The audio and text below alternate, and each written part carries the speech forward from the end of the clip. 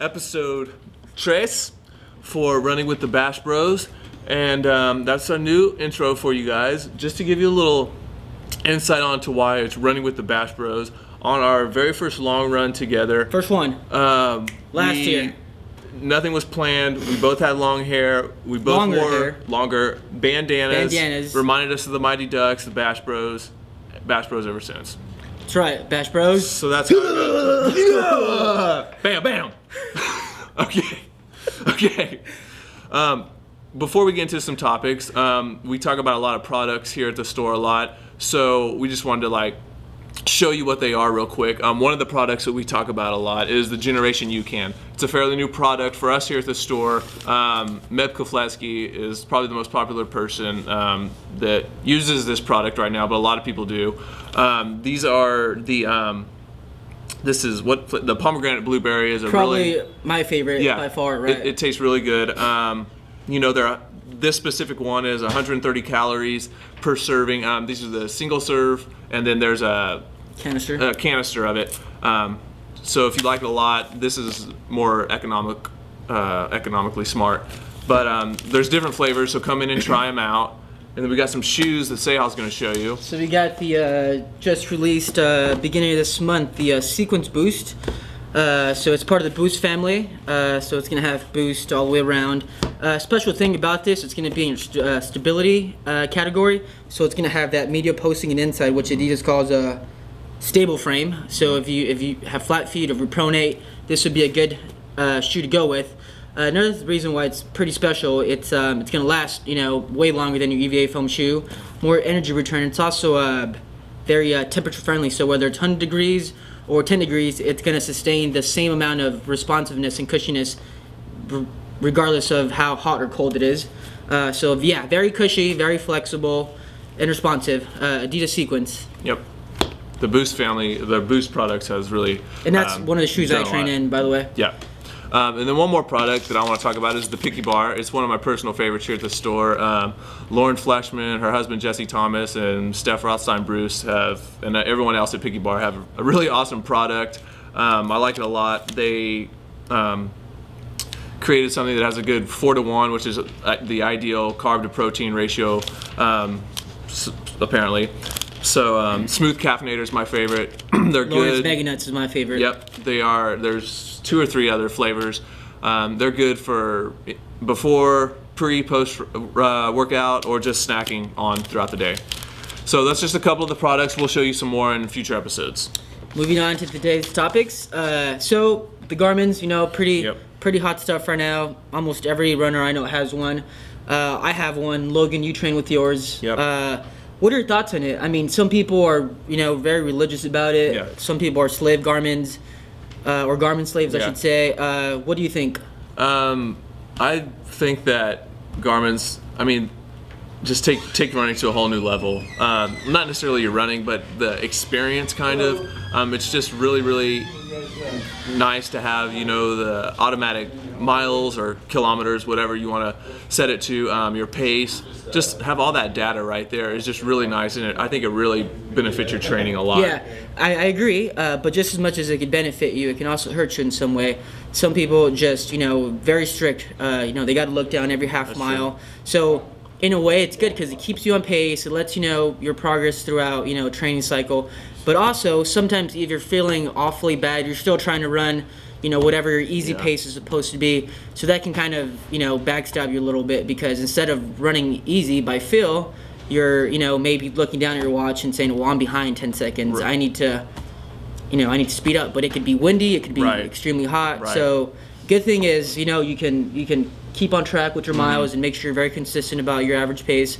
Also for tempo runs, if you don't have a marked loop or something like that, the Garmin is a good tool to use. Just make sure you're being smart about it. And you can go in and set actual workouts. Set it up for your Garmin to do a 2-mile warm up, a 4-mile tempo run, a 2-mile cool down. It'll automatically kind of tell you when to do that stuff, and that's cool. But I think what he said is a very good point.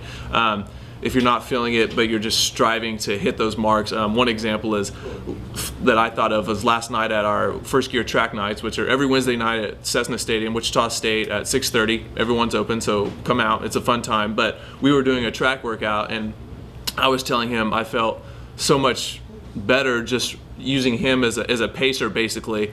I felt more smooth and more in control running than if I was running just solo with my Garmin and trying to hit splits.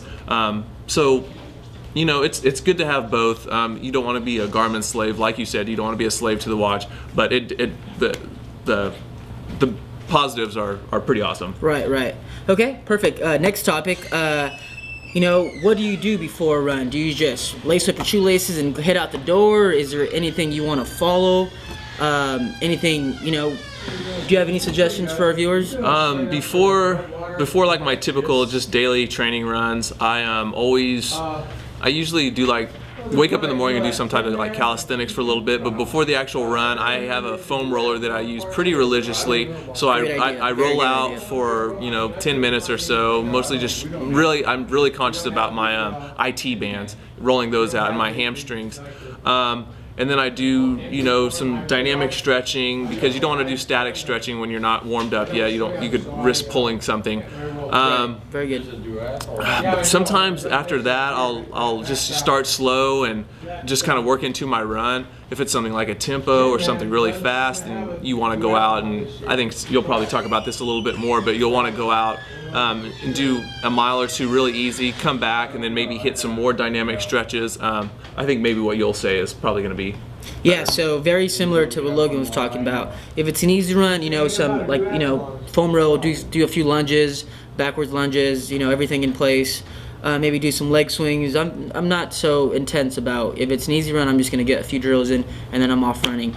If it's a workout, it's a little different, because you're going to prepare your body to do a little more than easy running. So for instance, it could be foam rolling, and then like doing isolated active stretching with the rope, which it's a mix between static stretching and dynamic stretching.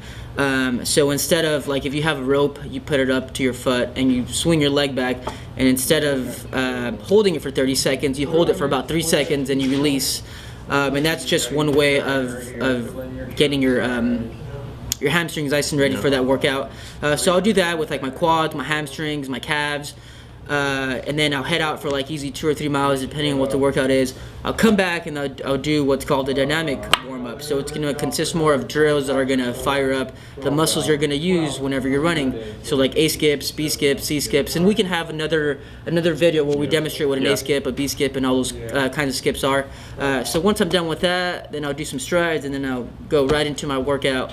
So that's what I do for, you know, getting ready for a regular run, and then something that's going to get me ready for a workout. And another reason to come to our track nights on Wednesday nights is we always do dynamic stretching. So we'd like to create a video for this, but if you want to actually partake, come out to the track night. Last topic here is what is your favorite workout? I think we all have go-to workouts. Regardless of what you're training for, I think there's always a favorite that we like, no matter how sluggish your legs feel, or, you know, whether it's peak season or whether it's getting back into it. There's always a, you know, favorite workout that I have, at least, and I can modify. I guess a workout that use my weekly long run actually is something that I always look forward to, and I always feel awesome after I finish, usually. But for something faster, when I was training for the Boston Marathon this past time, I did a lot of mile on, mile off repeats, something that was a little faster, that I actually really liked, and saw the improvement throughout, and that was a workout that I actually liked. My favorite, I think I'm a huge just strength aerobic guy, so man, I love repeat miles or long tempos. So 6-5 mile at tempo pace with the minute rest. That's always a pretty, it's like a staple to my training almost. It just kind of gives me that just kind of like a step forward. I'm progressing in my fitness. It just kind of gets me ready and gets me mentally prepared for something that's going to be a little harder in the future. If it's not that, then maybe a 10-mile hard road run. That's always fun, just because like I said, I'm huge on aerobic strength, and I just feel like I kind of thrive off of that. So just anything that's going to be strength oriented, I'd like doing. What's your feeling on training for a race, or training through racing? You know what I mean? Like racing a lot to get yourself in shape, or it's Right. training. Well, personally, if I had, well, okay, I like treating every race like I'm gonna, you know, okay, I guess what I'm saying is I don't like racing to get to fitness because, you know, if you're racing just to get fit, it's almost like you're gonna have a string of bad races, and sometimes you can get discouraged because you're not seeing the times you want. You're going out there, you're racing hard, and you might feel sluggish, and even though you're racing hard, you're still not running fast. So, you know, if you're gonna have fun like that, that's fine. Just let yourself know that, hey, you know, I'm not going to expect anything super fast, super quick. I like taking the other route, which is just kind of picking a race and getting ready for that, and maybe have a race, you know, Like a tune-up race, yeah, like a tune-up race, so that you're not, you know, you're not tapering. You're not going to be tapering for this race, but you're going to be, you know, slightly fresh. Not fully fresh, but then you just kind of race through that and take, you know, all the positive and leave all the negative behind, and then finally you can focus on, you know, your big race, and that's what you're training for. So I'd rather pick a race, train for it, as opposed to, you know, picking 6 races in 6 weeks and then eventually being fit. Right. I agree. Yeah. Quick fire shots. I got a few for you. Okay. All right. Favorite TV show? Sports Center. Sports Center. All right. Current training shoe? Energy Boost. Energy Boost. Okay. CEP socks or Senza sleeves? CEP socks. Boxers or briefs? Briefs. Or nothing. Just kidding. Well, Bam! Bam! Well, that sums it up for episode 3 of Running with the BashBros. Tune in next time. If you have any questions or comments, you know, at the bottom, always. go ahead and let us know. Or come into the store. And that's it. Have a good one. See you guys.